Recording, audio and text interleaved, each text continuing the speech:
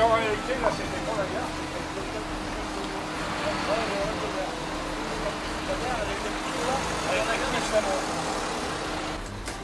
Normalement, il y avait deux petits drapeaux devant vous. Ouais, il y a des portes devant, là. Et vous ne pouvez pas les croiser sur la porte, là. Sur la DS, hein. Ah, comme moi, t'as DS. Quand elle tourne. Bébé. Saint-Victor-sur-Ain, de par sa situation, a une longue histoire avec le chemin de fer. Tout d'abord, depuis 1868, la ligne du fameux PLM, le Paris-Lyon-Méditerranée, traverse le village en route vers Lyon et la mer. Mais cette ligne, aussi prestigieuse soit-elle, ne répondait pas aux besoins de petites vallées très industrialisées comme celle de la Trembouze, où de bourgs de Thizy-à-Court se succédaient les petites et moyennes manufactures créées sur le cours d'eau. Il en était de même pour Thizy, perché sur son piton, lui aussi éloigné de la grande artère du PLM. Ainsi furent construites les petites lignes du SVC, le Saint-Victor-Court, et le SVT, le Saint-Victor-Thizy, longues respectivement de 13 et 7 km. Aujourd'hui, nous nous intéressons à la ligne de Saint-Victor à Thizy, car grâce à l'association des chemins de fer de l'Allier, située à Montmarault, nous avons l'opportunité de recevoir en nos murs une des locomotives qui, de 1881 à 1902, circula sur ce réseau. Son nom officiel était Caille 030, mais elle fut baptisée le Rhône et plus tard Lucienne. Madame Justine Hermont, présidente, nous présente l'association grâce à laquelle nous pouvons recevoir la doyenne des locomotives de France. Je suis la présidente du chemin de fer de l'Allier qui se situe à Montmarault. Donc, c'est une équipe de fous alliés, comme on nous appelle souvent. On a commencé avec un de Dion, un de Dion bouton de 201, qu'on avait récupéré. Et ensuite, on a créé une association et on a commencé à récupérer du matériel ferroviaire. Pourquoi? Parce qu'on n'avait pas envie qu'il y ait des belles pièces qui partent à la poubelle, qui soient détruites. Et la plupart des pièces qu'on a récupérées étaient censées être détruites. Donc, on a voulu faire en sorte que tout ce matériel puisse trouver une seconde vie dans un musée. Nous travaillons avec divers musées qui nous prêtent également du matériel, notamment la Caille 030 qui nous vient donc de l'Amtuire, avec qui nous sommes collaborateurs. Et en fait, cette Caille 030 nous a été mise à disposition par l'Amtuire au musée du chemin de fer de l'Allier. Rapprochons-nous maintenant de la gare du SVT où nous attend Lucienne. On peut encore deviner l'enseigne repeinte deux fois. La première inscription, chemin de fer de Saint-Victor à Thizy, a été recouverte plus brièvement par un Saint-Victor-Thizy. Merci, bonjour à tous. C'est avec grand plaisir de trouver les personnes, les amoureux de ce village. De vous présenter surtout Lucienne, qui s'appelait à l'époque l'ex-Le Rhône, et aujourd'hui doyenne des locomotives françaises, notamment sur le sol national. Et la retrouver 87 ans sur son sol natal, Saint-Victor, c'est pas n'importe quoi. Et je tiens beaucoup à remercier monsieur le maire, Daniel Bezin, qui a accepté de relever ce défi. Merci monsieur le maire. Et puis merci à vous tous d'être venus voir Lucienne, comme je vous disais, ex-Le Rhône. Son historique, eh bien, elle va intégrer le réseau de Saint-Victor-Thizy à partir de 1882. Elle est construite en 1881. Elle fait partie des premières métriques à écartement à voie d'1 mètre à être construite en France. Et elle fait partie vraiment des symboliques de cette époque, donc 19e siècle. À savoir que cette machine, elle va circuler, et je pense que Frédéric Toublanc doit savoir bien mieux que moi, jusqu'en 1902. Le problème, c'est que ce n'est pas une machine forcément adaptée à la ligne, une machine légère. une capacité pas forcément puissante. Donc c'est ce qui permettra qu'elle soit remplacée par d'autres machines bien plus performantes comme les piguets ou les corpets. Toutefois, on peut dire que cette machine, ce qui est intéressant, c'est qu'elle est toute petite et puis elle a quand même une silhouette très intéressante. Alors à partir de 1902, elle sera remisée, elle sera en attente et elle sera rachetée en 1932 par une entreprise de travaux publics. Et si j'ai bien compris son historique, elle sera utilisée pratiquement jusqu'en 1968 en tant que train de travaux, ce qui n'est pas n'importe quoi. À partir de cette période, les trains, la vapeur se termine. C'est la FAX, la Fédération des Amis des Chemins de Fer Secondaires, et puis l'AMTUIR, une autre association parisienne, qui vont faire en sorte de la sauver, puisqu'elle a sa sœur, la numéro 2, qui est en même temps avec elle, dans cette entreprise de travaux publics. Et elle est sauvée de cette manière-là, donc elle sera rachetée. Ensuite, elle intégrera le musée de l'AMTUIR, donc elle fera plusieurs musées. Et aujourd'hui, c'est une fierté qu'elle soit revenue sur son sol natal et pas loin, et notamment on est pratiquement à côté de l'ancienne bourg. Donc merci à tous d'être venus et merci à monsieur le maire de nous avoir reçus grandement en tout cas.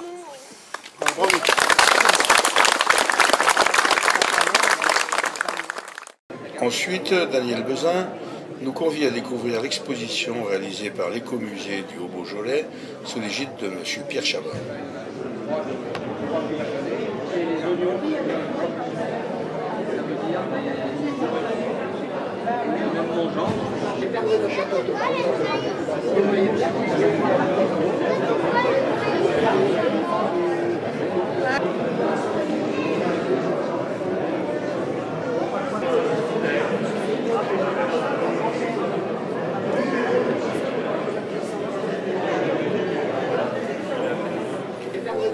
Cette locomotive est la sœur de Lucienne. Comme on l'a déjà dit, son premier nom était le Rhône, et celle-ci s'appelle la Loire.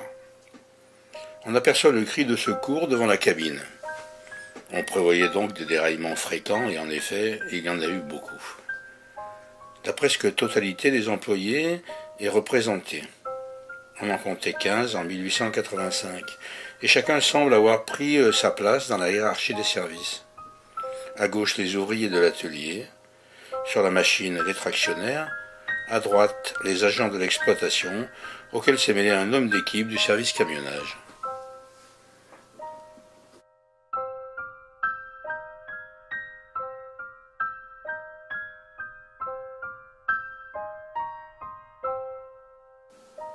Cette photo a été prise en 1926 ou 1927. Ici, on a changé de locomotive. C'est une Corpet baptisée Ville de Thizy. Cette machine est plus adaptée à la ligne car elle a des roues plus grandes et une puissance accrue. Frédéric Toublanc a retrouvé le nom de tous ces personnages. Alphonse Guep et Joseph Laroche, respectivement chauffeur et mécanicien, forment l'équipe de conduite. Le jeune garçon assis est Antoine Guillermin, qui est un homme d'équipe au SVT. Un employé du PLM, accoudé contre le tablier, est venu aider aux manœuvres sur la voie d'échange.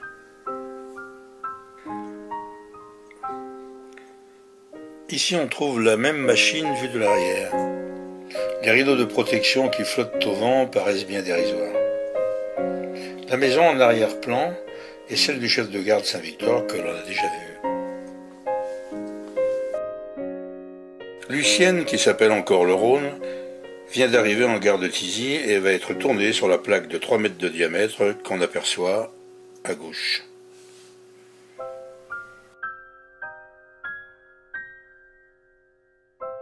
Sur ce cliché, Lucienne vient de dérailler, donnant raison aux railleurs qui transformèrent le sigle SVT en ça va tomber. Comble de l'ironie, pendant qu'on s'affaire autour d'elle, le Saint-Victor-Court, surnommé lui le ça va courir, roule indifférent sur le beau viaduc de Saint-Victor.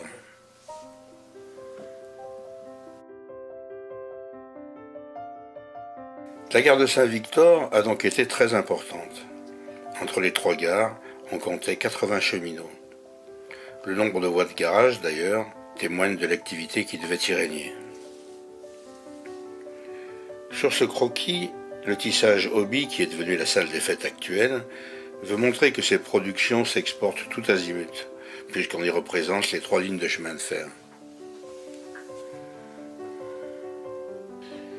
À travers la collection de cartes postales de Paul Kadjounis, nous allons suivre la ligne du Saint-Victor-Tizy en partant de Saint-Victor au temps où elle fonctionnait encore. Nous chercherons aussi les traces de ce qu'il en reste aujourd'hui. Partons du buffet du SVT tenu par Antonia Borel que l'on aperçoit sur le pas de sa porte. Nous sommes au niveau de la gare actuelle qui est sur notre droite. Au fond, la gare du SVT qui existe encore aujourd'hui en tant qu'habitation. Après avoir quitté la gare, première traversée au-dessus de la route du Maillet. Ce petit viaduc va perdre ses arches, sauf celle-ci qu'on a gardée pour le souvenir.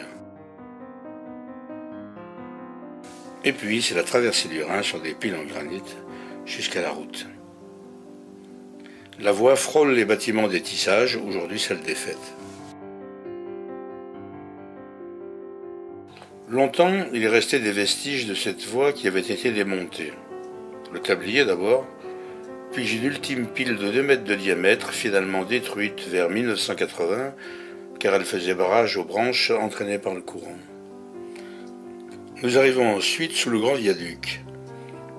La rencontre des 2 voies a dû inspirer les photographes, car cette prise de vue a été faite maintes fois. Les plus patients ont attendu, et le train est passé.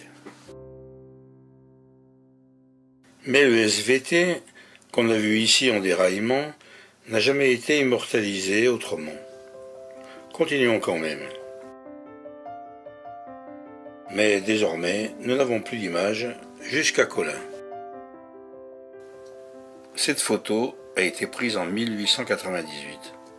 Frédéric Toublanc nous apprend que la machine en tête est une Pinguely numéro 3. Il nous fait remarquer aussi que le premier wagon est chargé de caisses de charbon et que les autres transportent des balles de coton. Le voyageur et les préposés de la ligne ont dû être probablement avertis de la présence du photographe, car il semble qu'ils aient accepté de poser.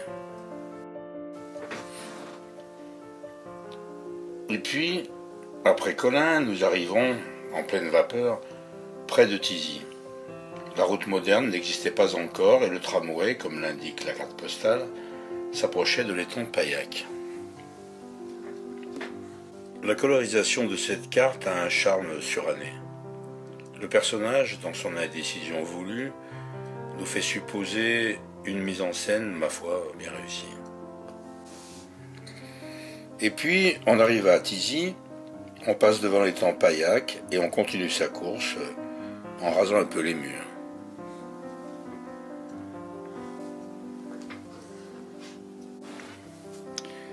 Et voici le quartier de la gare.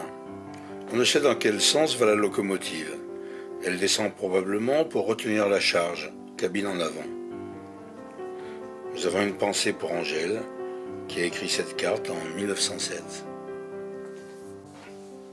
Enfin, après ce long voyage de 7 km, nous voici dans le Rhône, à Tizy. La gare est importante. Les photographes l'aiment davantage que celle de Saint-Victor, certes. C'est pourquoi ils l'ont tant courtisée.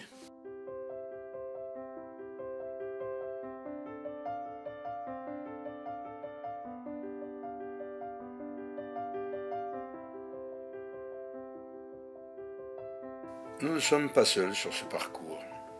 Certains arrivent, d'autres s'en vont. Ils ne se sont hélas pas rencontrés. Après ce long voyage, revenons à ce jour de 2019. Lucienne a été photographiée comme une star. Probablement fatiguée, elle regagne la résidence de ceux qui ont contribué à sa sauvegarde.